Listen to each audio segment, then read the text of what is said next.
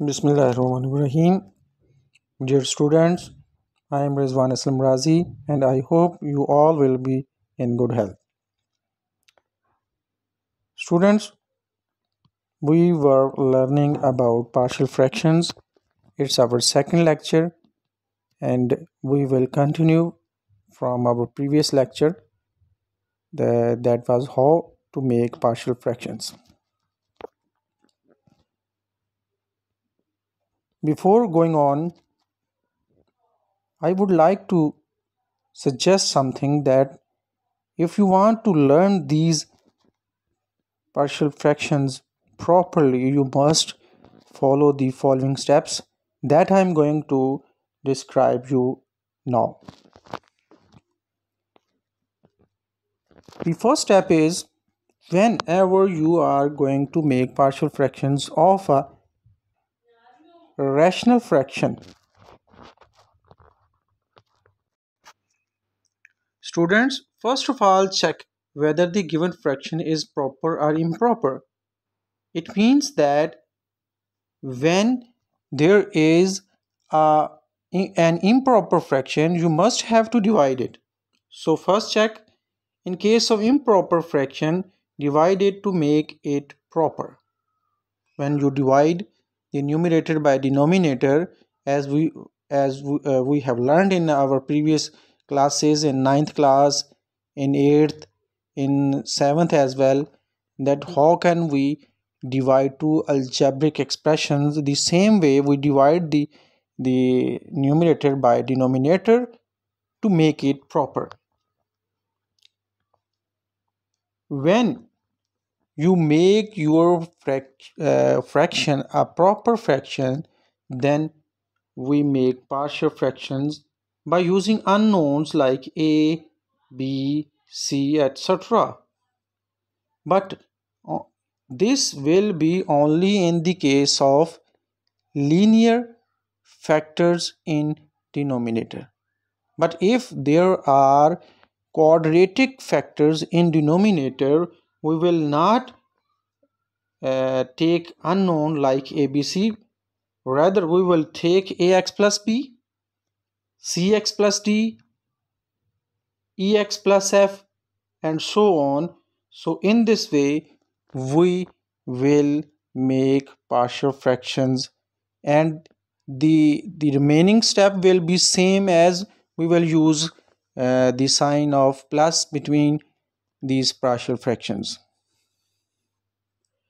Moving on, the next step will be to multiply the denominator of given fraction to each fraction that we have made. Put any one of simple linear factor equal to 0, which will give the value of x. By putting this value in equation, we will get the value of unknown.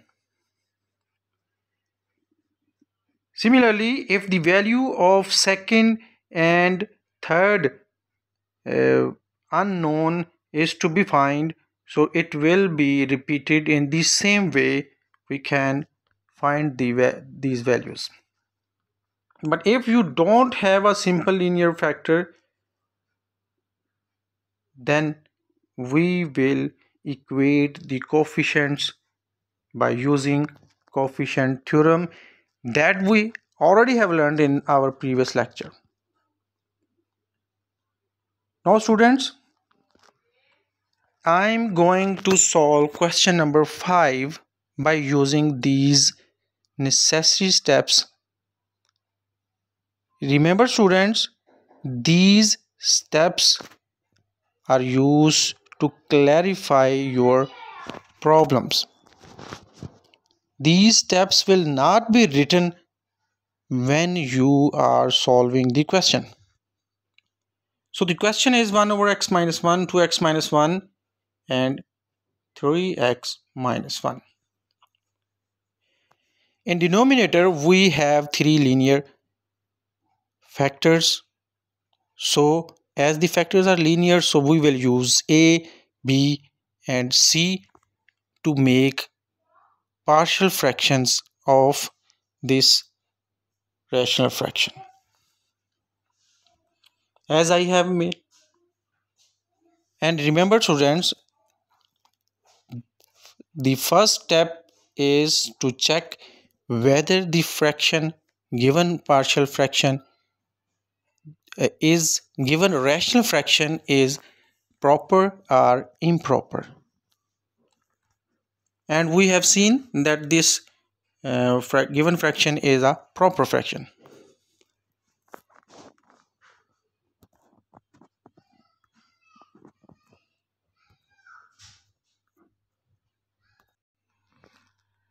So dear students, we make three partial fractions. The first one is a over x minus 1. The second one is b over 2x minus 1. And the third one is c over 3x minus 1.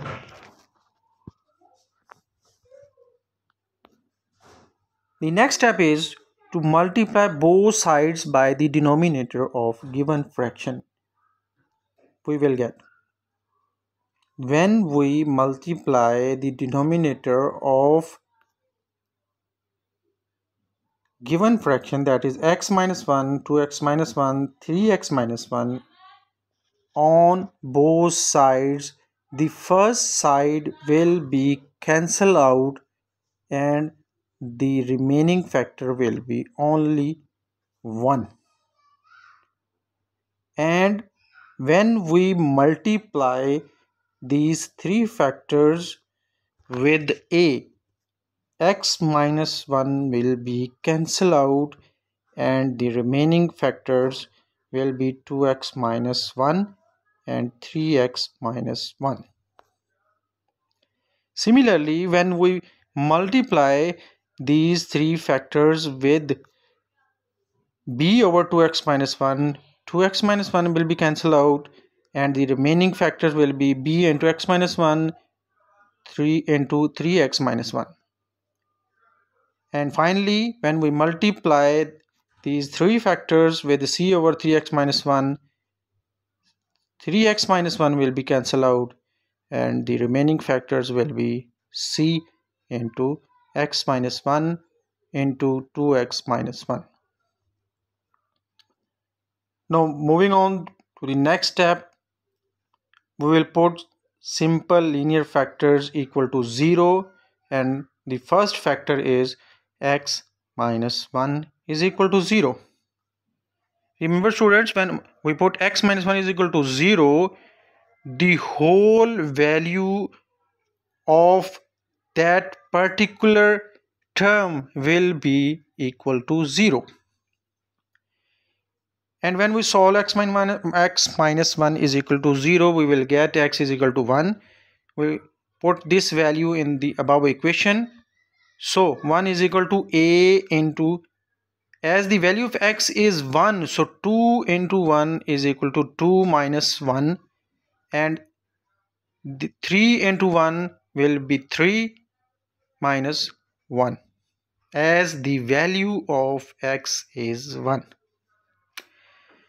But for b and c, as x minus 1 is 0, so b will be multiplied by 0 and it will be 0, and similarly the third term will also become 0 due to x minus 1.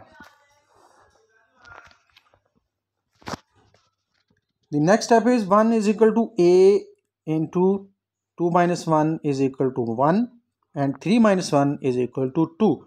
So we have three factors a, 1 and 2 multiplying each other. The result will be 2a, and as 2 is multiplying with a, so on the other hand, on the other side, it will be divided. So the value of a is 1 over 2. Similarly, we can find the value of b and c. So when we put 2x minus 1 is equal to 0, the value of x will be 1 over 2 as it is mentioned in first step. Now we put 2x minus 1 is equal to 0, and where there will be no 2x minus 1, the value of x will be uh, put over there, and the value of x is 1 by 2. So the first equation will become 1 is equal to a into 0, as 2x minus 1 was multiplying with a, so a will be cancelled out by 0. Similarly, c also contain the factor 2x minus 1, it will also be 0, and the unknown b will be multiplied by the factors, as it had no 2x minus 1 in equation 1. That's why it will be solved by putting the value of x is equal to 1 over 2. When we put x is equal to 1 over 2 in the factors multiplying with b, we will get minus 1 over 4. And as 4 is dividing, so on the other side it will be multiplied along with the negative sign. So the value of b is minus 4. On the same way, the value of c is to be evaluated. So when we put 3x minus 1 is equal to 0, 3x is equal to 1, x is equal to 1 over 3, the value of x will be used where there will not be 3x minus 1, as 3x minus 1 is equal to 0. So in a there is 3x minus 1, so it will become 0, b will also become 0, but c will remain, as there is no factor multiplying with c, that is 3x minus 1. So when we put 1 over 3 in place of x, we will find the 2 over 9c is equal to 1. When we take 2 over 9 on the other side, the value of c will be 9 over 2. By putting the value of a, b and c in equation 1, we will get